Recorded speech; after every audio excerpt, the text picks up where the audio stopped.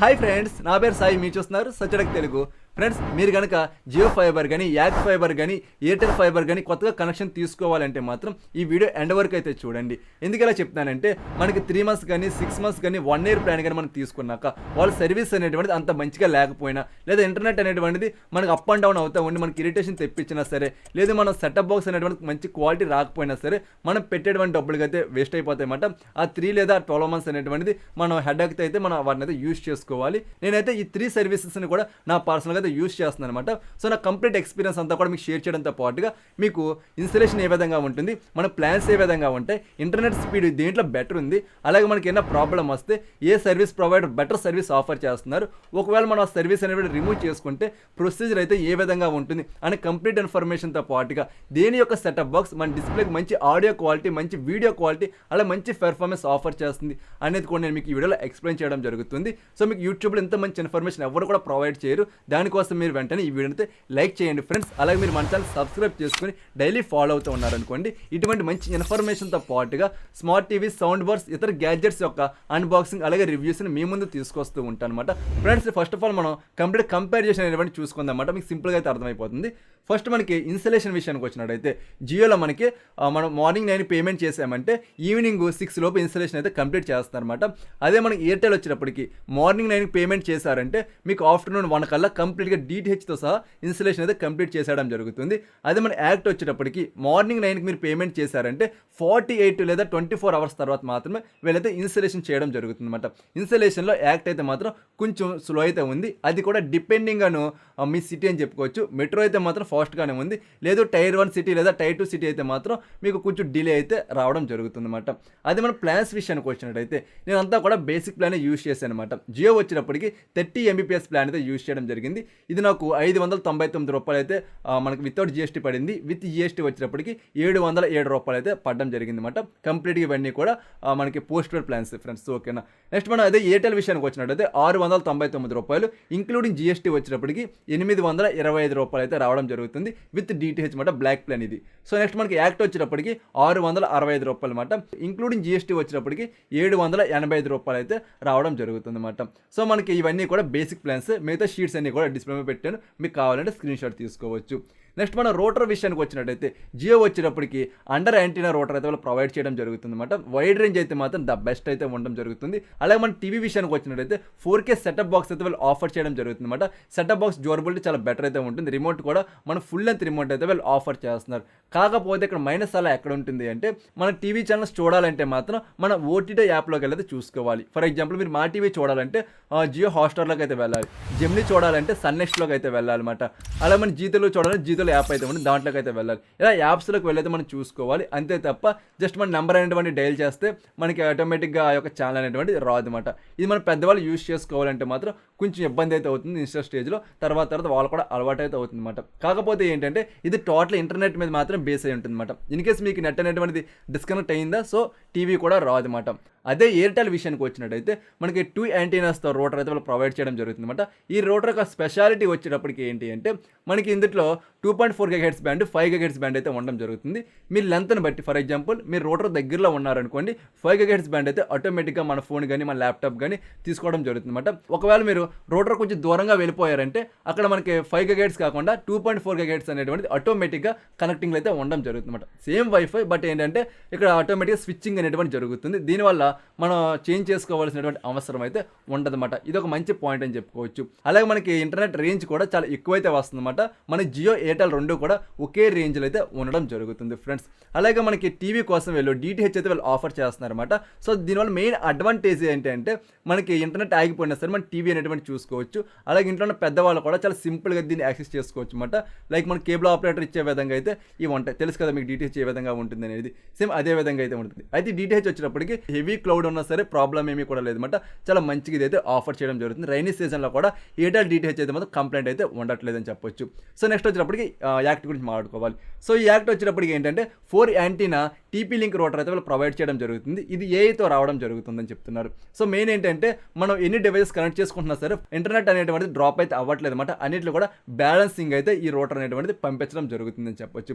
అలాగే మనకి టీవీ కోసము సేమ్ జియో వాళ్ళు ఏ విధంగా సెటప్ బాక్స్ ప్రొవైడ్ చేస్తున్నారు, చేస్తున్నారు, సేమ్ అదే అయితే ప్రొవైడ్ చేస్తున్నారు. త్రూ మనకి ఇంటర్నెట్ ద్వారా మనం ఓటీటీ యాప్స్ ద్వారా మన ఛానల్స్ అనేటువంటి చూసుకోవాలన్నమాట. సేమ్ మనకి జియో, యాక్ట్ ఫైబర్ రెండో కూడా మనకి ఒకే విధంగా అయితే ఉండడం జరుగుతుంది టీవీ వైజ్ వచ్చేటప్పటికి. మన డిస్ప్లే క్వాలిటీలో ఈ మూడిట్లో ఏది బాగుందంటే 100% ఎయిర్టెల్ డిటిహెచ్ బాగుందన్నమాట. వీళ్ళు ఆఫర్ చేస్తున్న సెటప్ బాక్స్ ఏదైతే ఉందో డాల్బీ అట్మాస్ అలాగే డాల్బీ విజన్తో కూడా రావడం జరుగుతుందన్నమాట. మంచి 4K సెటప్ బాక్స్ అయితే వీళ్ళు ప్రొవైడ్ చేస్తున్నారు. మీ టీవీకి మంచి కలర్స్ అనేటువంటిది ఆఫర్ చేస్తుంది. పెర్ఫార్మెన్స్ చాలా బెటర్ అయితే ఉంటుందన్నమాట. అలాగే ఆడియో పెర్ఫార్మెన్స్ కూడా ద బెస్ట్ అయితే ఉంటుంది. ఇందులో మనకి ఆప్టికల్ పోర్ట్ అయితే ఉంటుంది. ఇక్కడ మనం సౌండ్ బార్స్ కనెక్ట్ చేసుకున్నామంటే మంచి సరౌండింగ్ ఎక్స్పీరియన్స్ అయితే మనం ఎంజాయ్ చేసుకోవచ్చు. So display quality, audio quality wise Airtel top అయితే ఉండడం జరుగుతుంది అనమాట. అలాగే మన స్పీడ్ విషయానికి వచ్చినట్టయితే జియోలో 30 Mbps స్పీడ్ అయితే వీళ్ళు ఆఫర్ చేయడం జరుగుతుంది అనమాట. సో 30 Mbps స్పీడ్ అన్నా సరే వీళ్ళు స్టాండర్డ్గా మెయింటైన్ చేస్తున్నారు. 30 Mbps అయితే వస్తుంది. సమ్ టైమ్స్లో మనకి 28 కూడా రావడం జరుగుతుంది అనమాట. కొంచెం తగ్గుతుంది బట్ పర్వాలేదు. మనకి అప్లోడ్ అలాగే డౌన్లోడ్ అయితే మాత్రం స్టాండర్డ్గా అయితే వీళ్ళు ఆఫర్ చేయడం జరుగుతుంది. మీరు ఒక 4-5 డివైస్ కనెక్ట్ చేసుకున్నా సరే మనకి ఎక్కడా కూడా ఇంటర్నెట్ అనేది డ్రాప్ అయితే అవ్వట్లేదు. కొంచెం మంచిగా బ్యాలెన్సింగ్ అయితే చేయడం జరుగుతుంది. మీరు 4-5 డివైస్ కనెక్ట్ చేసుకుని టీవీ ఛానల్ చూస్తున్నా సరే టీవీలో కూడా మన క్వాలిటీ అనేటువంటి డిక్రీజ్ అయితే అవ్వట్లేదు అనమాట. మంచిగానే రావడం జరుగుతుంది. అదే ఎయిర్టెల్ విషయానికి వచ్చినట్టయితే 40 Mbps స్పీడ్తో రావడం జరుగుతుంది. ఒకేసారి మీరు 7 to 8 డివైజెస్ కనెక్ట్ చేసుకున్నా సరే ఇంటర్నెట్ అయితే మనకి డ్రాప్ అవ్వట్లేదు అనమాట. ఒకవేళ మీరు 10 అంతకు మించి ఎక్స్ట్రా మీరు కనెక్ట్ చేసుకున్నారంటే మాత్రం ఇంటర్నెట్ అనేది డ్రాప్ అవడం జరుగుతుంది. ఇంట్లో యూజ్ చేసుకునే వాళ్ళు మహా అయితే ఒక 5 or 6 కనెక్ట్ చేసుకుంటారు కాబట్టి సో ఎయిర్టెల్లో కూడా ఎక్కడైతే ప్రాబ్లం లేదన్నమాట. సో మంచి స్పీడ్ అయితే వీళ్ళు ఆఫర్ చేయడం జరుగుతుంది. అలా మన యాక్ట్ వచ్చేటప్పటికి 50 Mbps స్పీడ్ అయితే వీళ్ళు ఆఫర్ చేస్తున్నారు అనమాట. మీరు ఒకేసారి 10 డివైజెస్ కనెక్ట్ చేసుకున్నా సరే అన్నింటిలో కూడా ఒకే రకమైనటువంటి ఇంటర్నెట్ స్పీడ్ అయితే వీళ్ళు ఆఫర్ చేస్తున్నారు. ఎక్కడ కూడా ఇంటర్నెట్ అనేటువంటిది డ్రాప్ అయితే అవ్వట్లేదు అనమాట. ఈ విషయంలో అయితే రోటర్ చాలా బెటర్ పెర్ఫార్మెన్స్ అయితే ఆఫర్ చేస్తుంది. మెయిన్ వచ్చినప్పటికి 4 యాంటీనా కాబట్టి ఇందులో మీది పెద్ద హౌస్ అన్నా సరే ఆ హౌస్లో కార్నర్ ఏరియాస్లోకి వెళ్ళినా సరే మీకు అక్కడ కూడా మంచిగా సిగ్నల్ అయితే రావడం జరుగుతుంది అనమాట. సో మనకి ఇంటర్నెట్ స్పీడ్ అనేటువంటి ఎక్కడ కూడా డిక్రీజ్ అయితే అవ్వట్లేదు. చాలా మంచిగా అయితే ఈ రోటర్ అలాగే ఇంటర్నెట్ అనేటువంటిది ప్రొవైడ్ చేయడం జరుగుతుందని చెప్పొచ్చు. నెక్స్ట్ మన సర్వీస్ విషయానికి వచ్చినట్టయితే ఫస్ట్ మనం జియో గురించి మాట్లాడుకోవాలి. నా జియోలో 3 months వరకు ఏ ప్రాబ్లమ్ కూడా రాలేదు. ఆఫ్టర్ 3 months తర్వాత ఏంటంటే లారీ వాళ్ళ వైర్ అయితే కట్ అయిపోయింది అనమాట. ఇంటికి వచ్చే వైర్ స్తంభం దగ్గర నుండి. సో కట్ అయిపోతే నాకు వాళ్ళకి ఇన్ఫార్మ్ చేస్తే ఒక 12 hours టైం పట్టింది. 12 hours తర్వాత వాళ్ళు వచ్చి నీట్గా అదంతా కూడా కొత్త వైర్ అంతా లాగేసి నీట్గా సెట్ చేసేసారు అనమాట. అంతా కూడా సెట్ చేసి నాకైతే అప్ చెప్పడం జరిగింది. సో సర్వీస్ అయితే మాత్రం బెటర్ అయితే ఉండడం జరిగింది అనమాట. సో అదే ఎయిర్టెల్ విషయానికి వచ్చినట్టయితే ఎయిర్టెల్కి ఓన్ స్తంభాలు అనేటువంటి లేవన్నమాట. వీళ్ళంతా కూడా ఎలక్ట్రికల్ పోల్కి అయితే డిపెండ్ అయ్యి అయితే వర్క్ చేస్తూ ఉంటారు. అయితే ఇక్కడ నుండి కనెక్షన్ అనేటువంటి తీసుకొచ్చి మా ఇంటికి ఇచ్చినప్పుడు ఏం జరిగిందంటే ప్రతి శుక్రవారం కూడా చెట్లు అయితే కట్ చేస్తూ ఉంటారు అనమాట. కరెంట్ స్తంభాలు కట్ వచ్చినవన్నీ కూడా. సో ఆ టైంలో వైర్ అయితే కట్ అయిపోయింది. ఇలా కట్ అయ్యింది అని చెప్పి నేను వాళ్ళకి కాల్ చేసిన 3 hours అనుకుంటా కరెక్ట్గా వాళ్ళు రావడం చక్కగా రిపేర్ చేసేసి వాళ్ళైతే నాకు సర్వీస్ అయితే రీస్టార్ట్ చేసి వెళ్ళడం జరిగింది అనమాట. సర్వీస్ అయితే మాత్రం చాలా స్పీడ్గా వీళ్ళైతే ఆఫర్ చేయడం జరుగుతుంది. నెక్స్ట్ మన యాక్ట్ ఫైబర్ విషయానికి వచ్చినట్టయితే వీళ్ళకి ఓన్గా స్తంభాలు అయితే లేవన్నమాట. ఆ యొక్క బాక్స్లు ఏవైతే ఉంటాయో వాళ్ళు ప్రతి ఇంటి దగ్గర అయితే దగ్గొట్టేసుకుంటారు. అంటే లెంత్ని బట్టి ఆ ఇంటి దగ్గర దగ్గొట్టేసి అక్కడ మెయిన్ ఉంటుంది కదా, మెయిన్కి అయితే మీకు చూపిస్తాను చూడండి. ఈ విధంగా అయితే వాళ్ళ కనెక్షన్స్ అనేటువంటి ఇవ్వడం జరుగుతుంది అనమాట. సో ఇక్కడ నుండి వాళ్ళు ప్రతి ఇంటికి కూడా తీసుకువెళ్ళడం జరుగుతుంది. వీళ్ళు ఎలక్ట్రికల్ డిపార్ట్మెంట్ ఏవైతే పోల్స్ ఉన్నాయో పోల్స్కి అయితే వీళ్ళు డిపెండ్ అయితే లేరని చెప్పుకోవచ్చు. అది నేను కనెక్షన్ తీసుకున్నటువంటి 1 monthలోనే ప్రాబ్లం అయితే వచ్చిందన్నమాట. అది కూడా వీళ్ళు సరిగ్గా సర్వీస్ అనేటువంటి చేయలేదు. వైర్స్ తీసుకొచ్చినప్పుడు 2 వైర్స్కి జాయింట్ అయితే చేశారన్నమాట. మీకు చూపిస్తాను చూడండి. ఈ విధంగా జాయింట్ చేయడం వల్ల ఇవి కొబ్బరాకులు అయితే పడిపోయి అక్కడ అవి అయితే కట్ అయిపోవడం జరిగిందన్నమాట. సో అవి కట్ అయిపోవడం వల్ల నేను కంప్లైంట్ చేశాను. వాళ్ళు టోకెన్ కూడా జనరేట్ చేసిన 2 days తర్వాత వాళ్ళు వచ్చి నాకు రిపేర్ చేయడం జరిగింది. సో వాళ్ళకి ఇన్స్టలేషన్లో ఉన్నటువంటి శ్రద్ధ వాళ్ళు సర్వీస్ చేయడంలో అయితే యాక్ట్ ఫైబర్ అనేటువంటి చూపించట్లేదు అనమాట. ముఖ్యంగా టైర్ 2 సిటీలో అయితే ఈ ప్రాబ్లం ఉండడం జరిగింది. యాక్ట్ వాళ్ళు కనుక ఈ వీడియోస్ చూస్తుంటే కొంచెం మీరు ఇంప్రూవ్మెంట్ అయితే చేసుకోండి. ఇంటర్నెట్ స్పీడ్ అయితే మాత్రం చాలా బెటర్ అయితే ఉంటుంది కంపేర్ టు ఎయిర్టెల్ అలాగే జియో. కాకపోతే మాత్రం సర్వీస్ అయితే మాత్రం టైర్ 2 సిటీస్లో అంత బెటర్ అయితే లేదు. టైర్ 1 అలాగే మెట్రో సిటీస్లో, మెట్రోలో అయితే చెప్పగల టైర్ 1 సిటీస్లో బాగానే ఉంది. టైర్ 2 వచ్చేటప్పటికి అంత బెటర్ అయితే లేదన్నమాట. ఇదైతే మీరు నోట్ చేసుకోండి. నెక్స్ట్ మనకి ఎగ్జిట్ చేయాలి అంటే మనకి ఏ విధమైన ప్రాసెస్ అనేటువంటిది ఉంటుంది. ఫర్ ఎగ్జాంపుల్ మీరు రిమూవ్ చేసేద్దాం అనుకుంటున్నారు. అప్పుడు మీకు జియో వచ్చేటప్పటికి ఏంటంటే మీరు పోస్ట్ పేలో ఉంటారన్నమాట. ప్లాన్ అంతా అయిపోయాక పేమెంట్ అంతా అయిపోయాక మీకు బిల్ జనరేట్ అవ్వడానికంటే ముందుగా మీరు వాళ్ళకి చెప్పారంటే వాళ్ళు మిమ్మల్ని రిక్వెస్ట్ చేస్తామంటే లేదు సార్ ఉంచుకోండి, మీకు బూస్టింగ్ ఇస్తాం అలా ఇస్తాం ఇలా ఇస్తామని చెప్తున్నారు. మాకు వద్దని మీరు కొంచెం గట్టిగా చెప్పారంటే మాత్రం ఆ నిమిషంతో ఉన్నటువంటి పేమెంట్ ఏదైతే ఉందో పేమెంట్ చేసేసి డిస్కనెక్ట్ అయితే చేసుకుంటారు. ఆ తర్వాత వాళ్ళకి సంబంధించిన వాళ్ళు అయితే వచ్చి ఆ బాక్స్లో అయితే పట్టుకెళ్ళిపోవడం జరుగుతుంది అనమాట. అదే ఎయిర్టెల్ వాళ్ళు వచ్చినప్పటికీ మీకు ఫుల్గా రాడ్ వేస్తారనమాట. లేదు సార్ ఉంచుకోండి, ఒకవేళ మీకు 1 month ఫ్రీగా ఇస్తాం, ఒకసారి చెక్ చేసుకోండి, అలా మీకు బూస్టర్లు ప్రొవైడ్ చేస్తాం అయ్యేస్తామని చెప్పేసి వాళ్ళు అసలు రిమూవ్ చేయడానికి ఒప్పుకోరమాట. చాలా ఎక్కువగా అయితే ప్రెజర్ చేస్తారు. మనం అప్పుడు కూడా వద్దు అని స్ట్రాంగ్గా నిలబడ్డామంటే మాత్రం అప్పుడు వాళ్ళైతే రిమూవ్ చేసేయడం జరుగుతుంది. అప్పుడు దాకా పేమెంట్ అంతా కూడా క్లియర్ చేసుకుని మనకి ఆ బాక్స్ వచ్చేటప్పటికి కొరియర్ పర్సన్స్ అయితే వస్తారన్నమాట. ఫ్లిప్కార్ట్ నుండి కానీ లేకపోతే ఎక్స్ప్రెస్ బీ నుండి కానీ ఇటువంటి నుండి అయితే కొరియర్ పర్సన్స్ అయితే వస్తారు. వాళ్ళు మనం ఆ రోటర్ అయితే సబ్మిట్ చేసేయాలి. చేయాలన్నమాట. సో అక్కడతో ఆ రూటర్ అయితే వాళ్ళు పట్టుకెళ్ళిపోతారు. నెక్స్ట్ మనం అదే యాక్ట్ వచ్చినప్పుడు యాక్ట్ కూడా అంతే అన్నమాట. సో జియో లాగానే ఉంటుంది. మనకు వద్దనుకుంటే మాత్రం పేమెంట్ అంతా చేసేసుకుంటాము. వాళ్ళు జస్ట్ అడుగుతున్నారు సార్ ఉంచుకోండి సార్ అని చెప్పేసి, మాకు వద్దు అని చెప్పామంటే సరే అని చెప్పి పేమెంట్ అంతా కూడా క్లియర్ అయిపోయాక వాళ్ళు బాక్స్లో అయితే మాత్రం పట్టుకెళ్ళిపోవడం జరుగుతుంది అనమాట.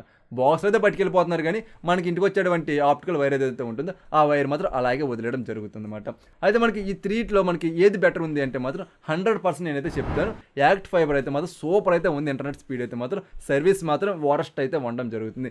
ఎయిర్టెల్ వచ్చేటప్పటికి ఏంటంటే ఇంటర్నెట్ అనేటువంటిది మనకి మేజర్గా డౌన్ అయిపోతూ ఉంటుంది అన్నమాట. Some times depending on climate అని చెప్పుకోవచ్చు. ఎయిర్ ఫైబర్ లాగా అయితే ఉంటుంది ఎయిర్టెల్ వైర్ అన్నా సరే అని. సో అంత మంచి కనెక్షన్ అనేటువంటిది వీళ్ళైతే మెయింటైన్ చేయలేకపోతున్నారు డిపెండింగ్ ఆన్ ఏరియాస్ అని కూడా చెప్పుకోవచ్చు. జియో వచ్చినప్పటికి బేసిక్ అయితే బాగానే ఉంటుంది. అంటే ఎవరైతే లిమిటెడ్గా యూస్ చేసుకోవాలి ఇంటర్నెట్ అనుకుంటారో తక్కువ బడ్జెట్లో వాళ్ళైతే జియో యూస్ చేసుకోండి. కాన్స్టెంట్ స్పీడ్ అయితే మాత్రం జియో మెయింటైన్ చేయడం జరుగుతుంది. ఎయిర్టెల్ ఏంటంటే మనకు 40 అని చెప్పింది ఒకసారి 20కి వెళ్ళిపోతుంది, ఒకసారి 50 కూడా వెళ్తుంది అనమాట. కాకపోతే ఏంటంటే కాన్స్టెంట్ స్పీడ్ అనేటువంటిది ఎయిర్టెల్ మెయింటైన్ చేయలేకపోతుంది. జియో మాత్రం వాళ్ళు 30 చెప్తుంటే 28, 29, 30 ఈ రేంజ్లో అయితే మెయింటైన్ చేస్తుంది. జియో కొంచెం ఇంటర్నెట్ కాన్స్టెంట్ స్పీడ్ అయితే మాత్రం బెటర్ ఉంటుందని చెప్పుకోవచ్చు అనమాట. సో ఇది ఫ్రెండ్స్ కంప్లీట్గా ఈ వీడియో అయితే. ఈ వీడియో పైన మీకు ఏమైనా డౌట్స్ ఏమైనా ఉంటే కింద కామెంట్ సెక్షన్లో అడిగిన ప్రతి డౌట్ని కూడా క్లారిఫై చేయడం జరుగుతుంది అనమాట. అదేవిధంగా ఫ్రెండ్స్ ఇంకా ఈ వీడియోని లైక్ చేయకపోతే వెంటనే లైక్ చేయండి. అలాగే మీరు మన ఛానల్ సబ్స్క్రైబ్ చేసుకొని పక్కన కనిపిస్తున్న గంట సింబల్ కూడా క్లిక్ చేసేయండి. అలా మీ ఫ్రెండ్స్తో కూడా ఈ వీడియో షేర్ చేసుకోండి. వాళ్ళు కూడా ఇంటర్నెట్ కనెక్షన్ తీసుకోవాలంటే మాత్రం చాలా మంచిగా అయితే ఈ వీడియో హెల్ప్ అవ్వడం జరుగుతుంది అనమాట.